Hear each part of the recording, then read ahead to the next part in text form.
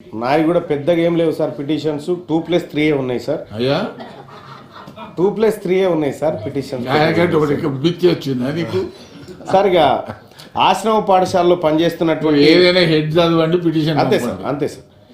ఆశ్రమ పాఠశాలలో పనిచేస్తున్నటువంటి 339 మంది అవుట్ సోర్సింగ్ అకాడమిక్ ఇన్స్ట్రక్టర్లను కాంట్రాక్ట్ రెసిడెన్షియల్ టీచర్లుగా గుర్తించి ఆ సిఆర్టీల హానరోరియం ఇవ్వాలని చెప్పి వాళ్ళు రిక్వెస్ట్ చేసినారు సార్. తమరు ప్రభుత్వానికి పంపించాల్సింది తమకు తెలియజేసుకుంటున్నాను సార్. అలాగే ఓకే గట్టిగా యూనివర్సిటీల్లో పనిచేస్తున్నటువంటి పార్ట్ టైం లెక్చరర్లను అసిస్టెంట్ ప్రొఫెసర్లుగా గుర్తించడం గురించి వాళ్ళు నాకు ఒక పిటిషన్ ఇవ్వడం జరిగింది సార్. అదేవిధంగా వారికి కూడా అకాడమిక్ ఇయర్కు మాత్రమే కాకుండా 12 నెలలు శాలరీ ఇవ్వాలని వాళ్ళు రిక్వెస్ట్ చేస్తూ ఉన్నారు సార్. ఆ పిటిషన్ తమరికి పంపిస్తూ ఉన్నారు సార్.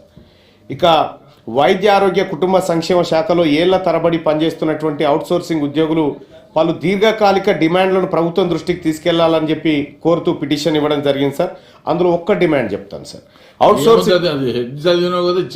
అవుట్సోర్సింగ్లను రద్దు చేయాలని చెప్పి చెప్తా ఉన్నారు సార్. అవుట్సోర్సింగ్లను రద్దు చేయడం వల్ల ప్రభుత్వానికి లాభమే తప్ప నష్టం లేదు అధ్యక్ష.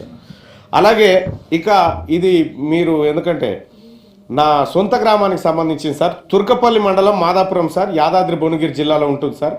మండల కేంద్రానికి కావాల్సినటువంటి అన్ని అర్హతలు ఆ గ్రామానికి ఉన్నాయి సార్. గత కొంతకాలం నుంచి ఆ డిమాండ్ ఉంది. అలాగే ఆలేరు నియోజకవర్గంలో అటు రాఘవాపురం కానీ ఇటు మాదాపురం కానీ 2 మండల కేంద్రాలు కావడానికి అవకాశం ఉంది సార్. మీ నియోజకవర్గంలో 8 మండలాలు ఉన్నాయి.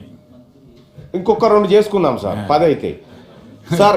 ఎందుకంటే మాదాపురం గ్రామంలో మండలం చేస్తే మేమంతా అందులో పార్ట్ అవుతామని చెప్పి దాదాపు 15 గ్రామాల సర్పంచులు లెటర్లు ఇచ్చినారు సార్. దీనికోసం దయచేసి రాష్ట్ర ప్రభుత్వం తుర్కపల్లి మండలంలోని మాదాపురాన్ని మేజర్ గ్రామ పంచాయతీని మండల కేంద్రంగా చేయాలని చెప్పి గ్రామస్తులంతా పిటిషన్ ఇవ్వడం జరిగింది సార్.